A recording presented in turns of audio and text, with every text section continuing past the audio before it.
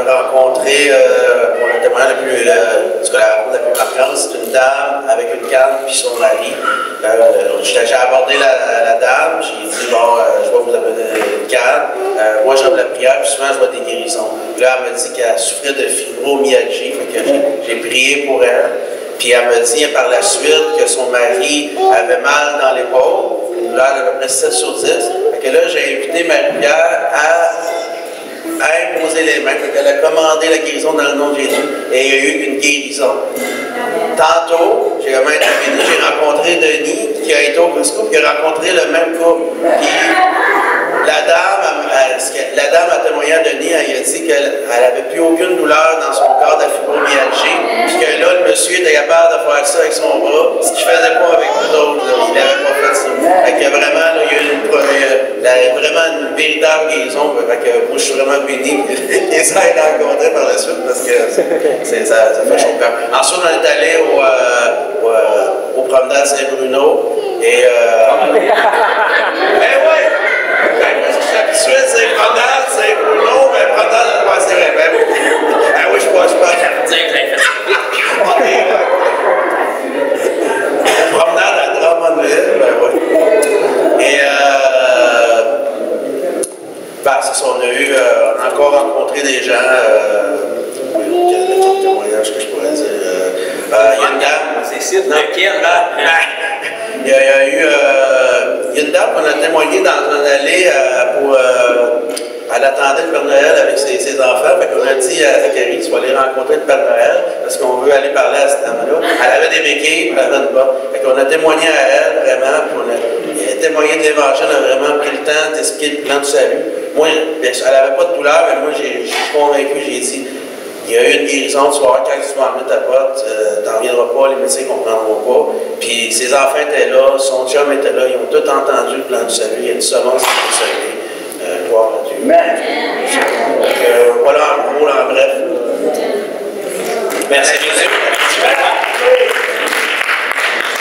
Vous voyez, c'est le fun quand la personne est obligée de dire quel témoignage est-ce que je peux vous raconter. Généralement, probablement que les gens qui vous entourent, c'est pas quel témoignage, c'est en quelle année j'ai vécu un témoignage parce qu'il remonte vraiment loin. Mais ça devrait pas, ça devrait être notre quotidien. Amen. Donc, merci Seigneur pour les rencontres qui ont été faites. Puis qu'est-ce qu'on peut retenir aussi de ce que Ben a dit, c'est que là, par la grâce de Dieu, notre frère Denis a rencontré une même couple par après. Mais peut-être que la guérison du monsieur n'a comme pas été confirmée sur le coup, mais si tu crois dans ce que tu as fait et dans ce que Jésus va faire avec ce que tu as fait, bien, la guérison se poursuit, puis même si ça n'a pas été, disons, totalement instantané, la guérison était complète quand même, puis le témoignage s'est rendu jusqu'à eux. Donc, on sait que Jésus avait 100% de réussite dans la parole. Ce qu'on oublie souvent, c'est qu'il n'y avait pas toujours 100% d'immédiat. Parce qu'à quelques endroits, on voit que la Bible nous dit « et à l'heure même, il fut guéri ». Ça veut dire qu'un incrédule qui a vu Jésus prier aurait pu dire « ça n'a pas marché ». Mais en fait, ça avait marché, c'est juste que ça s'est complètement manifesté dans l'heure qui a suivi. Donc, si on y va avec l'obéissance, puis on s'accroche à ce qu'on a fait, puis qu'on ne reprend pas notre foi qu'on a relâchée, mais Dieu continue d'agir. Amen. JP, tu peux venir? JP était avec Benoît une partie, puis après on a redivisé les équipes, il est venu un petit peu avec moi, je ne sais pas ce qu'il va raconter, mais carte blanche. Ok, bon, je vais faire ça quand même court. J'ai reçu un nouveau témoignage. J'étais avec Jonathan, puis on a abordé un groupe de jeunes, des jeunes, ados. Très jeunes, quand même. Et puis il me dit, là, on passe à côté de ça. Il me dit, je pense que j'ai vu, il y avait comme un bandage au poignet, tout ça. Fait que, on s'approche, puis oui, il y a un bandage au poignet. Fait on dit, on va prier pour lui, tu sais. Fait que là, il demande aux gens qu'est-ce qui s'est passé, tout ça. Puis là, il dit qu'il attendait justement sa mère pour aller à l'hôpital parce qu'il y avait justement le poignet ou en tout cas une jointure de déplacer. Et puis qu'il allait aller se faire mettre un plan. Et puis donc, il dit, mais regarde, moi, je te propose de prier pour toi. Souvent, quand on coupe les gens, les gens ils sont guéris. Et puis, tu sais, il l'a laissé prier. Et puis, il dit, il n'était pas trop certain s'il y avait de la douleur. C'est moi, mais. Et il n'était pas trop certain s'il y avait de la douleur, en fait. Puis, tu sais, il y avait de la douleur. En fait, il n'était pas capable de bouger le poignet quasiment. Il dit à Jonathan qu'il y avait une jointure qui était rendue déplacé au centre de sa main. En fait, c'était vraiment quand même bien avancé la fracture. Et puis, il a prié une première fois, j'ai prié, on a prié ensemble. Et puis la première fois, il dit what the fuck? Je suis désolé le mot, mais bon, ça a été quand même il était surpris, tu sais. Puis là, il regarde, puis ouais, c'est déjà beaucoup mieux. Là, fait qu'on a pris une deuxième fois. On veut la guérison complète. La deuxième fois, tabarouette, là, sa main, elle bouge, ça va bien. Fait qu'on décide de prier une troisième fois. Et puis la troisième fois, il se met à plier son poignet comme ça, puis à serrer fort, fort, fort, puis il dit, Colin, tu sais. Et il était plus capable avant, pas du tout. Puis là, écoute, il s'en allait à l'hôpital. Fait que, tu sais, j'ai dit, qu'est-ce que tu vas dire à ta mère, tout ça? Et puis, qu'est-ce que les médecins vont penser que tu t'en vas à l'hôpital parce que ta main cassée, finalement, t'arrives là, puis peut-être qu'elle est plus cassée. Mais bon, ça, c'est notre témoignage parce que c'était génial d'action. Seigneur, merci Dieu. Pas plus compliqué que ça, tout simple. Le jeune homme, mais naturellement, je ne peux pas vous mettre un âge, il était quand même jeune, peut-être pas en âge de tout comprendre l'Évangile, mais n'en demeure pas moins qu'il savait qu'il avait mal, puis que là, il avait plus mal. On a pu en profiter pour semer une petite partie de l'Évangile dans ce qu'il pouvait comprendre. Mais toujours bien, à l'âge qu'il avait, c'est la première fois de leur vie qu'ils l'entendent. Ben, c'est déjà bon qu'ils l'entendent là avant que le monde les enseigne d'autres choses. Donc, on remercie Seigneur pour ce qui a été fait. Puis c'est non seulement une semence dans la vie de ces jeunes-là, mais aussi pour JP qui était là. C'est une expérience de plus, puis ça nous bénit toujours de voir Dieu agir, peu importe le miracle qu'il fait. Donc, merci Seigneur pour ça. À main levée, un autre volontaire qui veut représenter son équipe, François, le grand représentant. François, tu peux nous partager le plus marquant, le point tournant, le plus court possible. Le plus court possible? En tout cas, on va essayer. Au début, c'était non, personne ne voulait. J'arrivais, c'était non. Et après ça, j'ai commencé à annoncer l'Évangile. Si je ne peux pas guérir, je vais annoncer l'Évangile. Fait que j'ai annoncé l'Évangile. À un moment donné, j'ai commencé à faire le tour. Première des choses, j'étais au promenade. Puis j'ai commencé à faire le tour. Il y en avait bien, mais c'est non. J'ai dit, on en chose en part. Fait que je suis arrivé là, il dit, vous, il dit, on va bien pour vous. Avez-vous une deuxième quelque part? Non. J'ai dit, dans ce cas-là, j'ai dit, je vais vous parler de quoi ça fait. J'ai dit que je vous parle de ça, de prier pour votre douleur. J'ai dit, que je commence à y parler, puis là, finalement, j'annonce Jésus. Puis finalement, là, il avait mal à l'épaule. Il avait mal à la hanche. Puis, j'ai dit, regarde, on va commencer par la hanche. J'ai examiné ses jambes étaient belles. Fait que, à la même longueur, j'ai prié pour sa hanche, j'ai prié pour son épaule fonctionnait très bien. Sa hanche, il dit, c'est comme momentané, je vous demande de recevoir, il dit, plus ça dit en marchant. J'ai dit, moi, je travaille dans le marché public. Fait que j'ai dit, si jamais vous avez besoin de prière encore, j'ai dit, viens me voir, je suis au Partie, juste en face des frommages, tu vois vraiment. Fait que, il dit, je te promets que je vais aller le voir. Là, il y a une autre dame que j'ai prié pour elle. Elle avait sensiblement mal tout partout, à vrai dire. Elle avait mal au dos, elle avait mal dans le milieu entre les deux omoplates. Puis, ça avait l'air à suivre pas mal. Elle avait l'air vraiment mal. Fait que j'ai dit, bon, écoutez, j'ai dit, demande le dos d'habitude, c'est les jambes, on regarde les jambes pour voir s'il y a des jambes qui sont même qui est plus courte que l'autre. J'ai dit, probablement, vous avez mal sur ce côté-là, même sur le côté que vous allez avoir la jambe plus courte. Fait que j'ai dit, permettez-vous que je vous mesure vos jambes. Elle dit, sortez-moi. Fait que j'ai pris ces deux jambes, en avant vraiment plus courte que l'autre. Fait que, au moins un bon 3/4 de masse, quasiment. Fait que j'ai dit, vous me voyez comme moi. J'ai dit, vous avez vraiment une jambe plus courte. Fait que je vais demander à Jésus maintenant qu'il allonge votre jambe. Et probablement, ça va vous permettre. Fait que Jésus, j'ai dit, jambe, c'est un bon changement. Fait que la jambe a dominé. Fait que plus, elle est bien meilleure. Fait que Ralph peut le témoigner. Puis là, après ça, j'ai prié pour son dos.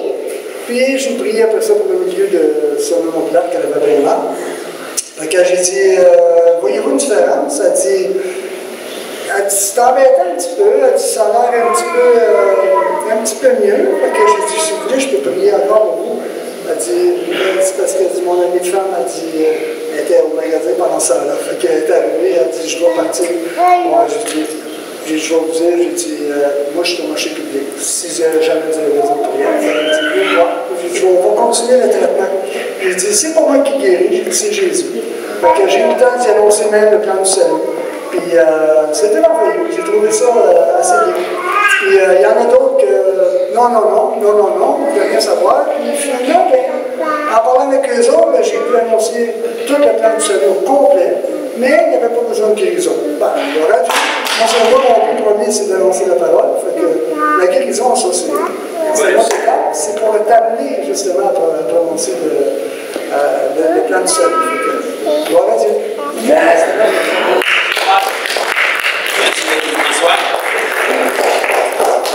Autre volontaire, courageux, brother Dennis. Je l'ai pas oublié. Ah ben, naturellement. Les premiers sont les derniers. Salut tout le monde. On est au Costco. On est la deuxième équipe qui a confirmé à notre ami Benoît la guérison que Jésus a effectuée à travers lui. On a rencontré vite quand même beaucoup de personnes. Une personne qu'on a pu parler d'évangile quand même assez longtemps, qu'elle a été guérie. Elle avait du diabète, elle ne sentait pas le dessous de ses pieds. On a prié pour elle. Après ça, elle était vraiment touchée. Sa circulation sanguine a commencé à circuler dans le fond. Donc, elle a commencé à ressentir plein de picotements dans son corps parce que c'était comme on est engourdi dans le fond. Ça fait des picotements. C'est comme si ça recommençait à circuler. Fait qu'elle commençait. Sur le coup, elle n'a pas été complètement toute guérie, mais elle commençait déjà, elle ne sentait pas le dessous de ses pieds, puis ça faisait des plaies. Fait qu'elle marchait, elle venait chez eux, elle allait se souiller, elle dit, ah non, j'ai des plaies. Elle ne sentait juste pas, elle ne sentait pas de douleur. Elle commençait à sentir quand même des pressions dans ses pieds qu'elle ne sentait pas. Elle avait des pieds froids, qu'elle disait, c'est ça. Que ça, la froideur dans ses pieds, ça faisait longtemps qu'elle n'avait pas rien senti de ça. Fait qu'elle a été touchée, on a parlé longtemps de l'évangile à elle. En tout cas, Annie, elle a parlé longtemps de l'évangile à elle. Puis, il y a un autre monsieur qu'on a vu avec Elisabeth. Elisabeth, elle m'a dit, il faut aller voir lui, là, il marche tout croche, dos courbé. Donc, finalement, on arrive à côté du monsieur, il parle en anglais. Moi, mon anglais n'est pas trop bonne. Elisabeth était quand même pas pire. Le monsieur n'accepte pas. Non, j'ai déjà mon chiro, je suis correct. Finalement, j'insiste. Des fois, il faut insister. Tu le sens que ce monsieur-là, il va venir, tenter oui. J'insiste vraiment. Je dis, monsieur, ça va prendre 2 secondes, je vais me mettre tout de suite. Le monsieur fait. On a repris pour lui encore. J'ai laissé Elisabeth finir la job, parce qu'à un moment donné, il fallait aussi que je voulais qu'elle se pratique aussi. J'ai laissé Elisabeth finir la job. Le monsieur, il se sentait super bien après. Je ne sais pas si ça partit complètement, mais vraiment, on voyait qu'il avait dit que cette douleur était presque toute partie. C'est pas mal ça, nos témoignages. Oui, puis pendant qu'on parlait, on dit au Costco, il y a plein de kiosques, on peut déguster des choses, on en a profité. Il y a plein de kiosques de chocolat, on a mangé beaucoup de chocolat. Mais on n'a comme pas parlé de Jésus à la madame qui donnait le chocolat. Finalement, on a continué le chemin. On en arrête le kiosque, c'était une dégustation de mousseux de pomme. On déguste le mousseux de pomme. Et on parle là, lui, on lui demande s'il a manqué de porc. Il dit non, j'ai manqué de porc. On commence à lui parler de l'évangile. Mais il dit en tout cas, parce que je pense que le Seigneur voulait vraiment compris pour la fille des chocolats, parce qu'il dit en tout cas, tu veux aller voir ma blonde qui est au kiosque de chocolat là-bas, elle a vraiment mal partout. Ok, on va aller la voir après. On va aller retourner là, c'est bien correct. Fait qu'en gros, on a quand même eu beaucoup de oui, nous autres, au Costco. On n'a pas eu trop de refus. Une madame qui avait refusé, mais que des douleurs, des personnes qui n'avaient pas de douleur, il y en avait un peu. On a quand même, ça a quand même glorifié le Seigneur qu'on soit au Costco aujourd'hui. Puis on a eu un baptême. Puis on a eu un baptême aussi ce soir. Il y a Elisabeth, notre soeur Elisabeth, qui s'est décidée de.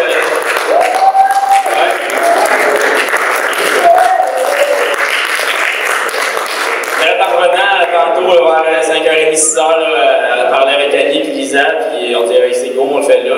Tant qu'à essayer de trouver un autre moment donné après, quand c'est là. Puis Diane aussi d'aller. On est évangélisé avec Diane, nous ici, fait que Diane elle a participé au baptême d'Elisabeth avec Annie. Puis Lisa a fallu qu'elle revienne pour son bébé, mais sinon, ils étaient tous ensemble pour faire ça. Donc, merci Seigneur. Merci Denis. André, tu peux André, son épouse Carole, on était ensemble la première partie du temps. Alors, il y en a qui ont été transportés pour la tête, nous autres. Nous autres, c'était au quartier dissident qu'on était transportés. Je suis dans le coin juste à côté. Alors, 4 éléments, des miracles. Monsieur chez lequel je le regardais marcher de l'autre côté de notre allée, il pointait définitivement. Je pense qu'il ne se dépliait pas le genou gauche. Et après avoir prié pour lui, on l'a regardé partir après avoir prié, puis là, je dis, oh, ben c'est bien moins pire que ce qu'on avait vu avant qu'on commence à prier. C'est qu'on a prié à 3 reprises sur lui. Un autre individu chez lequel on a été. Merci Dieu, il est encore vivant. C'était une histoire de recevoir quelques balles de projectiles. Puis on est sorti vivant, mais avec des douleurs. Puis on a prié pour lui. Puis c'est vraiment là, il déclarait, parce que c'est une balle d'argent ici. Puis c'était une histoire de douleur là. Encore là, Dieu s'est servi d'un néophyte, un nouveau. Puis le gars d'avant qui boitait, c'était moi que Jonathan a décidé. Lui, la jambe. Gloire à Dieu. Il y avait un autre, c'était un frère qui était assis dans une chaise de massage à payante. J'ai dit, lui, il y a sûrement plein de choses, là, on va aller le voir. Sur le coup, non. Après ça, oui, il a sorti des choses, puis il déclarait une douleur dans la main. Il est vendeur sur la route, puis il dit, quand les clients me serraient, il avait honte que ça, cette étape-là finisse, là, pour procéder à ses ventes, là. Non, j'ai dit, je vais te donner une main de client après, une bonne main de client, puis c'est vrai, j'ai fait exprès pas tant que ça, mais il savait déjà tâter, là, puis je pense que c'était total, si je ne me trompe pas. Très grosse amélioration, presque publique. Ouais, c'est ça. Il ne pouvait pas donner la main à son client normalement. Là, il trouvait que j'étais toutes des grosses mains de fer. Là, et le quatrième, il n'est pas ici. Je pense qu'il est parti faire son jogging. C'est un frère dans le Seigneur à la fin. On était avec. C'est Benoît, hein? Oui. Puis là, c'est ça. Il s'est mis à marcher autour de moi, là, puis Dieu s'est servi de moi auprès de lui, là, puis on va le voir ici à 7 heures, mais c'était pour témoigner de lui-même, qu'est-ce qui s'est passé, mais en tout cas, sur le coup, c'était plus beau. Amen. Merci André, merci Jésus. Et vraiment, juste pour revenir un petit peu, parce que là, j'étais avec eux, le jeune homme qu'on ne priait pas, entre autres, qui parlait, qui s'était fait tirer, c'est une balle qui a traversé sa cuisse, une balle qui l'a atteint dans la gorge, mais juste le devant, juste pour dire que ça a coupé, donc je ne sais pas dans quelles circonstances c'est arrivé, ça c'est pas important, mais vraiment, naturellement, la balle a fait des dommages en passant, puis il y avait des ligaments ou quelque chose à ce niveau-là qui faisait qu'il y avait toujours de la douleur, puis c'est instantané, là, quand André a prié pour lui, il s'est levé, puis il a tout de suite dit à sa blonde qui arrivait sur le même moment, il a dit vraiment, je suis sérieux, il dit je sens plus la douleur que j'avais, puis il a même laissé tomber son téléphone par terre pour l'essayer parce que quand il tirait sa jambe, c'est là que ça faisait mal, il sentait plus rien. Ils ont été quand même relativement très ouverts, on était capable de partager l'évangile, quand même une partie. Sa blonde qui arrivait au même moment, même chose, puis André l'a pas mentionné, mais elle n'avait pas de problème physique, c'était plutôt psychologique au niveau de la dépression, ces choses-là, mais elle a accepté qu'on prie pour elle aussi. Les deux étaient très ouverts, très reconnaissants. Et puis, ils étaient un petit peu distraits là, à cause de leurs enfants qui couraient, mais on était capable de semer. Puis, point à mentionner, les deux se considéraient chrétiens parce qu'ils croyaient que Dieu existait, mais on a pu clarifier les choses d'une manière polie que, comme beaucoup de gens pensent, parce que je crois que Dieu existe, je suis correct, mais malheureusement non, c'est pas comme ça que ça marche, c'est pas suffisant. Satan et tous les démons croient que Dieu existe, puis ils sont pas sauvés pour autant. Donc c'est important qu'on leur donne la vérité dans l'amour quand on peut pour aller plus loin, pour qu'ils sachent au moins qu'il y a une étape qu'eux doivent faire pour que ce que Jésus a fait il y a 2000 ans s'applique pour eux. Donc merci Jésus pour ça. Est-ce qu'il y en a d'autres que j'aurais oublié? Serge, parfait.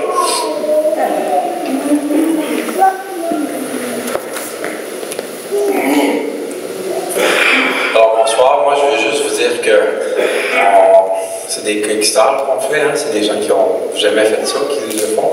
Fait qu'aujourd'hui, il y avait un couple ici qui était trop mal en point pour. Il était gêné, il ne voulait pas aller évangéliser. Il avait trop mal partout. Fait que quelqu'un a prié pour eux, puis oups, le monsieur il avait moins mal. Fait qui diront, plus le choix, je vais aller évangéliser. Je vais vous dire qu'aujourd'hui, il y a au moins 2 personnes de notre équipe qui sont allées vers des gens et qui ont prié pour eux, ou au moins ils ont échangé.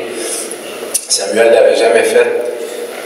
Moi, j'ai vu quelqu'un seul, j'ai dit, Samuel, va vers lui. Samuel s'en va vers lui, timide, mais puis il a réussi à échanger avec la personne. On ne peut pas toujours prier, mais des fois on peut juste échanger, mais comment est-ce qu'il a fait? Il s'est fait revirer, puis revirer sec aussi. Mais à travers ça, il a compris que je ne suis plus gêné, j'ai l'audace de le faire, d'aller vers les gens, puis c'est ça qui est important. François a fait la même chose. François n'avait jamais prié pour personne. Il a prié pour sa femme. Puis sa femme a eu une douleur qui a été très amoindrie. Il n'avait jamais fait ça. Ensuite, il est allé au centre d'achat. Il est allé vers un homme qui avait une face de bleu, avec une aisance incroyable. Il a entamé la conversation avec lui. La prière s'en est suivie, la joie s'en est suivie. C'est tout. Juste que des gens l'aient fait pour la première fois, c'est glorieux. C'est ça. Amen. Merci Jésus, merci Serge. Bon point que Serge souligne, comme on a parlé ceux qui étaient ici ce matin, notre premier but quand on sort. Quand je dis on sort, aujourd'hui c'était une sortie, mais en fait l'idée c'est que ça devienne votre quotidien quand vous faites votre épicerie, votre exercice, votre jogging, peu importe. Aujourd'hui c'était une sortie spécialement pour ça. Le premier but pourquoi on sort, c'est pour obéir à ce que Jésus nous a commandé. Le résultat n'est pas entre vos mains directement. La réponse de la personne, comment qu'elle vous reçoit, comment est-ce qu'elle vous revient, comment est-ce qu'elle est gentille, comment est-ce qu'elle est directe avec vous, ça n'a aucune importance. Ce que Jésus s'attend de nous, c'est de l'obéissance. Vous savez, Jésus était parfait dans son ministère. Pourtant, il n'était pas reçu bien souvent. Fait que c'est pas comment est-ce qu'on annonce l'Évangile ou comment bien qu'on fait les choses qui détermine vraiment comment la personne va réagir bien souvent. Notre travail, c'est simplement de le faire. Et puis quand on y va par obéissance, c'est inévitable, c'est un dommage collatéral. Tôt ou tard, il va se passer des choses et des belles choses. Parce que quand que nous, on a de l'obéissance, ou qu'on prend notre courage à 2 mains, si on peut dire, pour nous, c'est de foncer, puis c'est de l'obéissance. Pour Dieu, il appelle ça de la foi. Ça veut dire qu'on sort de notre zone de confort, puis on fait un pas qui est en dehors de nos capacités. Quand vous allez vers quelqu'un, vous ne pouvez pas contrôler sa réponse. Vous devez vous remettre entre les mains de Dieu. Quand vous allez vers quelqu'un, vous n'y allez pas pour y parler de la pluie et du beau temps, vous y allez pour y parler de Jésus, puis on lui offrir la guérison qui vient de Jésus. Donc, vous faites un pas dans l'inconnu où est-ce que Dieu doit intervenir. Vous ne pouvez pas guérir personne, puis sans Jésus, il n'y a pas de message d'évangile. Donc, vous vous remettez entre ses mains, parce que nous, on considère comme du courage et de l'obéissance. Dieu appelle ça de la foi. Dieu adore la foi. En fait, on vit par la foi. C'est seulement par la foi qu'on peut lui être agréable. Donc, vous pouvez être sûr d'une chose, à chaque fois que vous faites un pas pour aller vers les gens, vous pouvez tout le temps vous souvenir, vous êtes absolument agréable à Dieu quand vous faites ça, puis il est très, très content parce que vous vous jetez dans la gueule du loup, dans quelque sorte.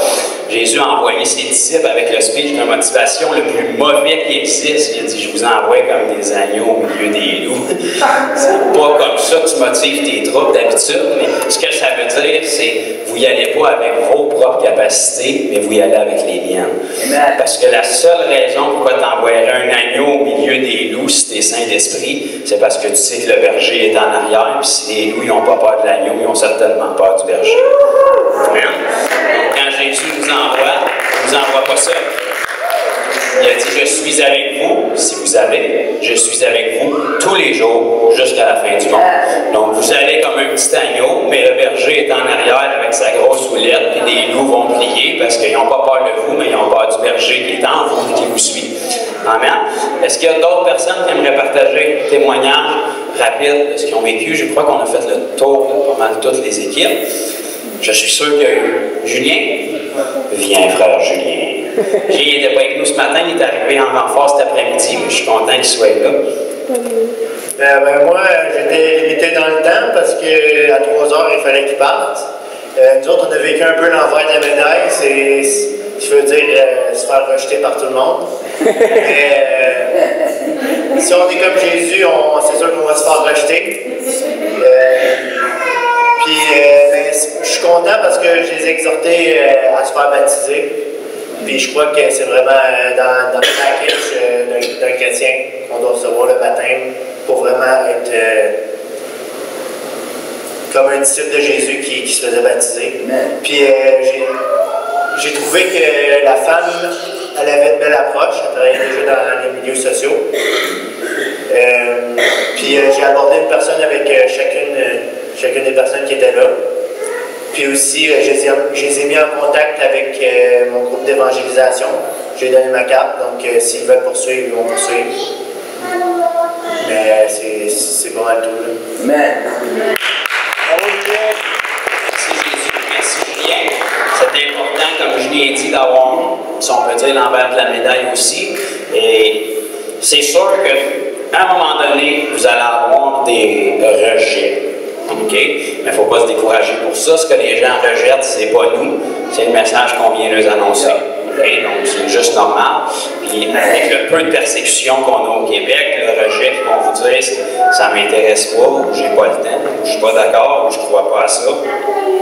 C'est pas un rejet très direct comme une roche par la tête ou un coup de 2 par 4 comme au temps de la Bible. Fait qu'il faut apprendre à dealer avec ça. Et puis, il ne faut pas se décourager de ça. En fait, c'est bien quand les gens commencent comme ça, parce que leur prochaine expérience peut juste être mieux, elle ne peut pas être pire. Donc, puis si on y va, c'est là où quand il y a des journées comme ça où c'est plus difficile, si on part avec une mentalité qu'on veut des miracles, qu'on veut que les gens se convertissent, et ci et ça, c'est là qu'on peut vivre des déceptions. Mais si on part toujours avec la mentalité, aujourd'hui je vais comme un bon soldat qui obéit. Donc, peu importe le nombre de rejets que vous pouvez avoir, le travail est accompli quand même. Parce que votre travail, c'est pas les rejets, c'est pas l'acceptation, c'est pas la réaction des gens, c'est que vous êtes allé faire votre travail. Tout simplement. Peux-tu dire quelque chose par rapport à ce matin? Oui, voulez-vous? Quand je me suis avancée ce matin, je me suis donné un coup de pied dans le derrière pour avancer parce que je voulais faire face à la peur. Je crois en Dieu, mais à cause du rejet, mais moi, dans mon cas, je suis toujours en train de me remettre en question parce que je crée tout ce que Dieu me dit. Non? Mais je suis en train de me défaire de ça. Puis avec l'enseignement que j'ai écouté de Jonathan depuis 2 jours, parce que je savais que je venais ici, je me suis vraiment posé la question de quelle façon je croyais en Dieu. C'était quoi ma foi en lui, en ce qui est vraiment, ce qu'il a fait. Puis à quel point que ça avait un impact dans ma vie. Fait qu'il était toujours bon pour les autres, mais jamais pour moi. Fait que là, j'ai décidé que c'était fini, ça. C'est pour ça que je suis venue aujourd'hui. Fait que tantôt, j'ai décidé de m'avancer parce que je voulais faire sortir de ma zone de confort, justement. Puis quand j'ai vu, la madame, elle doutait parce que quand elle posait la question, elle dit, puisque tu manquais de foi, là, ça fait maintenant, je suis mort, là. Je suis pas encore correct, tu sais.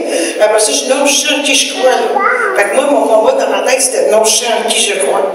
Fait que j'ai pas douté que Dieu, il est Dieu, mais c'est de s'affermir dans ça. Fait que là, je suis en train de me rendre compte que mon vrai témoignage, c'est que je crois qu'un Dieu est vivant, qui m'a tanné. Peu importe ce que je fais, ce que je fais pas, mais si moi je décide que je m'abandonne parce qu'à cause de lui, il m'a convaincu là. Très bon enseignement pour ça. Je suis bénie parce que c'est ça qu'on a besoin, d'entendre parler des vraies affaires, de se faire dire des vraies choses. Parce que généralement, les gens ne veulent jamais dire des craintes qu'ils ont. Ils veulent toujours paraître plus spirituels qu'ils sont. Puis moi, ça ne me tente pas de jouer à l'église, ça fait des années. Ça ne me tente pas de jouer à l'église, je sais que les temps sont courts. Puis je sais que c'est important qu'on croit qu'il vivait. Puis quand il m'a repris, puis il a expliqué pour la foi, tout ça, j'étais contente parce que j'ai réussi à croire que je suis enfant de Dieu, que Dieu il fait sa job comme du monde, puis que c'est pas parce que le truc vient me dire qu'il n'a pas fait sa job qu'il l'a pas fait. Fait que c'est moi, il faut que je change ma pensée, il faut que je change les mensonges que j'ai acceptés, il faut que je les enlève de ma pensée. Fait que c'est pour ça qu'un matin, j'ai décidé de m'avancer, puis je suis très reconnaissante parce qu'il a permis, lui, en expliquant, il a comme appuyé la décision qu'il venait de prendre. Regarde, c'est pas une question de foi, ça n'a pas rapport chez bonne, pas bonne. Dieu, il est Dieu, puis qu'est-ce qu'il fait? Il me fait bien. Fait que je dis, regarde, ça n'a pas rapport avec toi. C'est comme j'ai dit l'autre fois, t'arrives à me dire, me fait chier, ça marche pas. Fait que tu sais, c'est un peu ça, parce que je suis tannée de pas jouir de l'héritage qu'on a en Christ. Puis c'est le fun de voir que quand on a des vaillants serviteurs comme ça qui osent, c'est ça qu'on a besoin. Parce que dans nos églises, on s'endort, on se juge, on se critique, on se condamne parce qu'on regarde à les victoires qu'on a, on n'a pas. Fait que, on ne peut pas faire autrement quand Dieu c'est que ça, puis quand il y en a autre, c'est louche. Donc, j'en veux plus de ça. Moi, mon Dieu, il est bon, il est amour, il fait des merveilles. Puis quand on a des gens comme ça, puis comme toi, Bertrand, qui nous enseigne, ça nous aide à vouloir aller de l'avant, puis à passer cette fameuse ligne-là. Il est temps qu'on passe la ligne.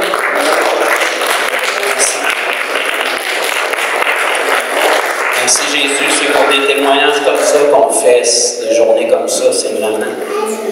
Le but, c'est pas que vous ayez une conférence de plus, un hype de plus, cocher sur votre calendrier, j'ai été là, j'ai acheté le t-shirt merveilleux, mais c'est pas ça le but. Le but, c'est que les gens, il y a quelque chose qui se déclic dans nos pensées, que notre perspective soit différente quand on part d'ici.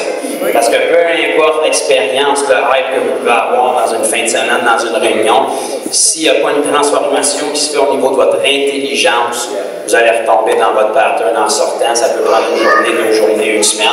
Mais si le renouvellement n'est pas fait ici, il n'y a rien qui va changer. Parce que votre corps il obéit à ce qu'il y a ici.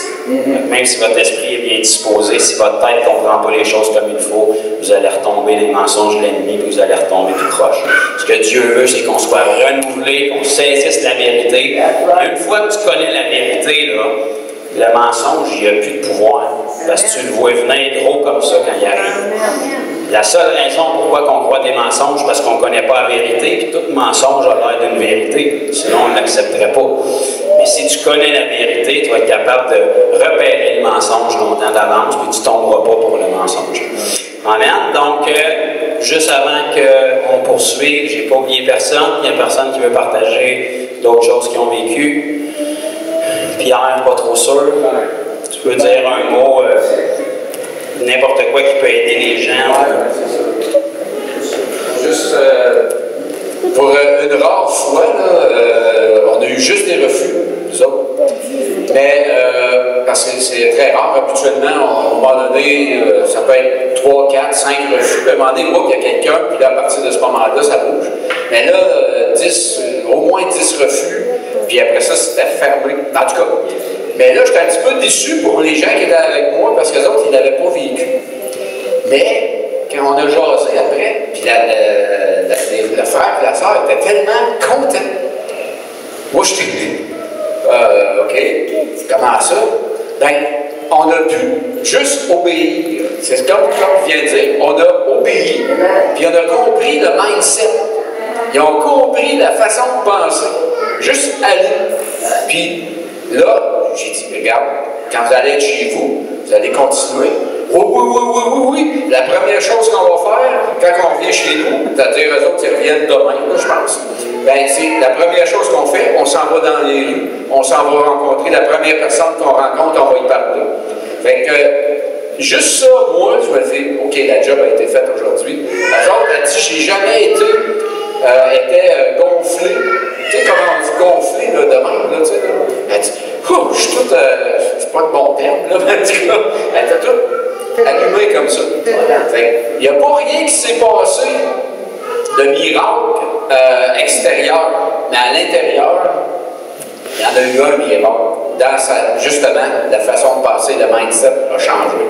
Et on va voir, on regarde le contact. Nous autres, on n'est pas très loin, on est à 2 heures de route l'un de l'autre, fait qu'on est à côté. Fait qu'on va garder contact et on va continuer à s'amener comme ça. Merci Pierre. Merci Jésus. C'est un autre point aussi pourquoi on fait ces rassemblements-là, c'est pour créer des contacts avec des gens qui ont, comme Pierre a dit, c'est anglophone, mais un sain mindset, une façon de penser qui est pareille, des gens qui veulent avancer, qui veulent plus que la religion, puis 52 semaines par année à l'église, on s'assied, on se lève, on s'assied, on se lève, on lève les mains, mais il n'y a rien qui change dans notre vie. Donc on veut créer des contacts, peu importe de où vous venez, moi, je ne peux pas couvrir le Québec, mais ça fait assez longtemps que je fais ça, que j'ai des contacts dans plusieurs endroits, puis on peut vous mettre en contact avec des gens qui vont vous aider ou qui vont faire leur possible pour vous référer à des gens qui peuvent vous aider à vous motiver à sortir avec vous dans les rues, parce que votre chair, elle ne voudra jamais.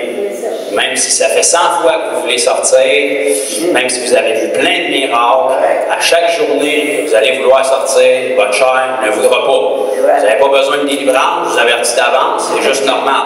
Qu'est-ce que vous faites? Vous écoutez votre chair, vous la laissez parler, et après ça, vous écoutez Jésus qui dit aller, et vous faites, ben je vais y aller avec Jésus dans le fond.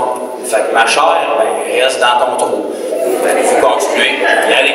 Puis le lendemain, quand vous pensez que le ciel s'est ouvert sur votre tête, puis que maintenant les anges vont vous apparaître, et tout va être facile, ben votre chair, ça y tentera pas encore. Fait que qu'est-ce que vous faites? Vous la laissez s'exprimer, tout le temps la même histoire, tout le temps plate, la peur, la crainte, rien d'intéressant à dire. Puis après ça, vous écoutez Jésus, puis vous faites, ben moi je vais aller avec Jésus. Fait que vous y allez. Puis le lendemain, ça recommence. Puis votre chair continue à parler. Puis vous dites, mais ton histoire est proche, tu répètes tout le temps la même affaire. Fait que vous la laissez parler, vous écoutez Jésus, puis vous y allez avec Jésus, puis vous vous battez derrière, puis vous y allez. Puis de jour en jour, c'est toujours la même histoire. Parce que tant que vous vivez sur Terre, vous êtes pris avec un gros problème qui s'appelle être humain. Ça, c'est très détestable, j'ai le même problème que vous, mais par la grâce de Dieu, Dieu, il nous donne une option pour être sauvé de ça. Pour plus qu'on ait à marcher selon la chair, bien que vous avez de la chair et qu'il va toujours avoir son mot à dire, vous n'êtes plus esclave de votre chair. On l'a chanté tantôt, je ne suis plus esclave de la peur, je suis enfant de Dieu. Le chant ne disait pas je n'ai plus peur. Le chant disait je ne suis plus esclave de la peur. Si vous avez peur, dans le fond, vous êtes en vie. C'est juste normal. Votre chair est censée avoir peur, c'est une façon de vous protéger. Mais votre esprit, lui, il ne pense pas pareil. Fait que vous écoutez votre chair qui a peur, et au lieu d'obéir à la peur, vous obéissez à Dieu, malgré votre peur. Parce que votre peur a de quoi dire, Jésus a de quoi dire aussi. Puis celui que vous écoutez, c'est pas votre peur, c'est Jésus. Puis vous ne commencez pas à chasser votre peur, parce que votre peur est normale, vous êtes humain. Vous écoutez votre peur, vous dites blablabla, vous écoutez Jésus, vous y allez avec Jésus. Comment est-ce qu'on vainc une peur? On passe par-dessus.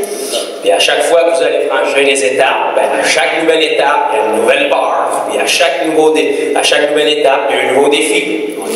Ben, je veux tout de suite vous préparer d'avance. C'est un combat constant contre votre chair, mais on a un Jésus qui est constamment avec nous aussi. Donc il y a tout le temps une autre option qui est là.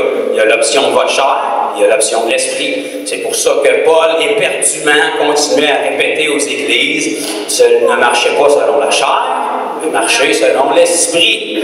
Si vous marchez selon la chair, vous allez accomplir les désirs de la chair, vous allez être exactement comme les pécheurs, vous allez vous dire, je suis sauvé. Ben oui, peut-être que tu as été sauvé, mais tu marches selon la chair, fait que tu accomplis les désirs de la chair. Si en revanche, tu entends ce que ta chair te dit, mais tu sais que ta chair, c'est pas toi. C'est juste être humain qui est détestable, qu'on va être libéré de ça complètement éventuellement. Mais pour l'instant, tu écoutes ce que ta chair a à dire, puis tu décides d'y aller avec Jésus. C'est ça, marcher selon l'esprit. C'est pas mystique. Avec Jésus, c'est y aller avec sa parole. Ce que Jésus dit dans sa parole, il croit autant que si vous apparaissait pour vous le dire verbalement. C'est la même valeur que ça a, même si elle est sur papier. Quand on dit que c'est la parole de Dieu, c'était pas pour faire un beau poème, c'est vraiment la parole de Dieu dans un papier que tu peux lire. Ça a la même valeur. Amen. Donc, merci à tous ceux qui ont partagé des témoignages. J'espère que vous avez apprécié vos expériences, qu'ils aient été autant positives que négatives. Vous avez pu voir les deux côtés de la médaille, vous avez pu voir qu'est-ce qu'il y en est. C'était la même chose avec Jésus, c'était la même chose avec les apôtres. Souvenez-vous une chose, le premier message que Jésus a prêché, sa récompense, ça a été, on va le pousser en bas de la montagne pour le tuer. Pourtant, il était à sa place dans le ministère. Okay? Fait que s'il avait jugé sa valeur par comment les gens réagissaient, son ministère n'aurait pas volé très haut. Okay? Mais pourtant, Jésus a persisté. Okay? Donc, souvenez-vous toujours que quand il y a des journées plus difficiles, Jésus les a vécues avant vous. Il a probablement vécu des journées bien plus difficiles que les vôtres. Les apôtres les ont vécus aussi, mais ils ont persisté. Puis si vous persistez aussi, vous allez vivre des belles expériences. Amen. Parce que les journées difficiles que vous ressentez des fois, qui peuvent sembler plus difficiles, ben vous savez, quand vous avez une journée de percée, c'est Satan qui a une journée difficile. Fait que là, vous le harcelez. Fait que si vous commencez à faire ce que vous êtes appelé à faire, vous allez arrêter de craindre Satan, puis c'est lui qui va commencer à vous craindre. Quand vous allez mettre un pied du lit le matin, il va dire « Ah oh non, il est réveillé. » Ça veut dire qu'à chaque fois qu'il va se rouvrir la trappe, ça va être pour témoigner de Jésus ou pour prier pour un malade. Vous le savez, qu'est-ce qu'il va faire? Vous savez que ça va être ça. Puis vous savez c'est quoi le pire? Il ne peut pas changer ça. Il n'a pas le contrôle sur vous. Il va vous envoyer des peurs, des craintes, c'est à peu près tout ce qu'il peut faire. Puis si vous le savez comment il fonctionne, bien, vous le laissez envoyer ses peurs, ses craintes, puis vous continuez à avoir des gens guéris, des gens sauvés, des gens délivrés. Puis lui, ben, il se gratte la tête parce qu'il n'y a rien d'autre à faire qu'envoyer des peurs, des craintes. Amen. Une autre chose avant de présenter mon père que j'ai eu à cœur de partager quand Pierre parlait de la madame qui se sentait gonflée. Je pense qu'on ne parle pas de ballonnement, c'est vraiment, elle se sentait fière ou remplie ou satisfaite, disons. Ça, c'est quelque chose, peut-être que vous pouvez témoigner vous autres-mêmes aujourd'hui. La majorité des chrétiens ont une vie plate, misérable, puis ils ont rien que leurs problèmes à raconter pour la simple et bonne raison qu'ils ne font pas ce pourquoi ils ont été créés. Aussitôt qu'on sort obéir, peu importe les expériences que vous vivez, comme Pierre a partagé, comme Julien a partagé, peu importe les rejets, comment les gens peuvent être fermés, le simple fait d'avoir été là, faire quelque chose pour Jésus, on est rempli de joie, peu importe ce qui se passe. Quand les gens sont touchés, quand il y a des guérisons, waouh, un bonus de plus, mais on est excité, puis tout d'un coup, on ne pense plus à notre petit nombril et à nos problèmes, on n'en a plus rien à faire, parce qu'on commence à se soucier des gens. Puis on a l'impression qu'on devient vivant. Pour la simple et bonne raison que, vous savez, la raison pourquoi on appelle ça la vie chrétienne, c'est parce que c'est censé d'être vivant. Pourtant, pour la majorité des chrétiens aujourd'hui, on devrait appeler ça la mort chrétienne, parce que depuis qu'ils sont sauvés, ils sont morts comme ils n'ont jamais été. Okay? Donc la vie chrétienne est vivante quand on la vit. Okay? Puis Jésus a dit quelque chose qui est vraiment marquant, moi qui me touche beaucoup. Jésus a dit, ma nourriture, c'est de faire la volonté de mon Père. Aussitôt qu'un enfant de Dieu commence à faire la volonté de son Père, qui commence à vivre ce pourquoi il a été créé, qui commence à ouvrir sa bouche, qui commence à approcher les gens, qui fait juste oser, obéir, aller, peu importe les erreurs que vous allez faire. Vous savez quoi? Vous allez faire des erreurs, j'en ai fait, j'en fais encore. Merveilleux, on a le Dieu qui utilise des erreurs pour faire une merveille. Dieu, il a juste besoin de quelque chose à utiliser. Il n'a pas besoin que ça soit parfait, il a besoin de quelque chose. Faites une belle erreur, là, il a juste besoin de ça pour faire du glorieux avec. Okay? Donc, si vous êtes un spécialiste des erreurs, c'est parfait, on a un Dieu qui se spécialise pour utiliser des erreurs. OK? Fait qu'allez-y avec ce mindset-là, on va aller faire un paquet d'erreurs aujourd'hui pour Dieu, et Dieu va prendre toutes ces erreurs-là, il va les tourner pour sa gloire. OK? Donc, merci Jésus pour tout ce qui a été fait. J'espère que vous avez eu des belles expériences, ceux que c'était la première fois, ceux qui étaient un petit peu plus habitués. C'est tout le temps des belles expériences. On s'enrichit toujours. Vous savez, aller évangéliser, c'est un peu comme à la pêche. Tu jettes ta ligne, mais tu ne sais pas ce qu'il y a en dessous de l'eau. Un affaire que tu sais, par exemple, je ne suis vraiment pas un bon pêcheur, mais je sais que si tu veux pogner un poisson, tu garoches ta ligne dans le bois, ça se peut que ça ne marche pas. Si tu veux tirer un orignal, tu tires dans le lac, ça se peut que ça ne marche pas. Le minimum que je sais, si tu veux pogner un poisson, même si tu es un très mauvais pêcheur, mets ta ligne à l'eau, puis pas mal sûr que tôt ou tard, tu vas pogner quelque chose. Juste parce que tu étais là où est-ce qu'il fallait à faire ce qu'il fallait que tu fasses. Aller évangéliser, c'est ça.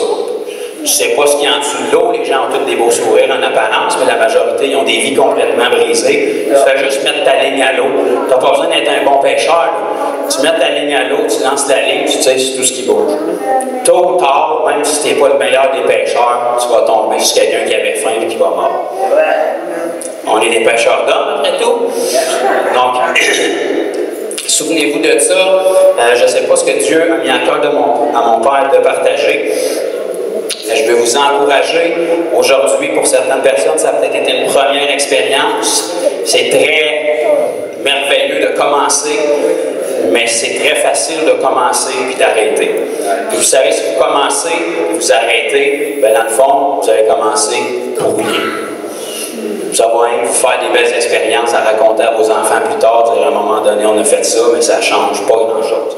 Le but de commencer, c'est que si c'est la vérité quand vous commencez, c'est encore la vérité après 5 ans, 10 ans, 15 ans, 20 ans.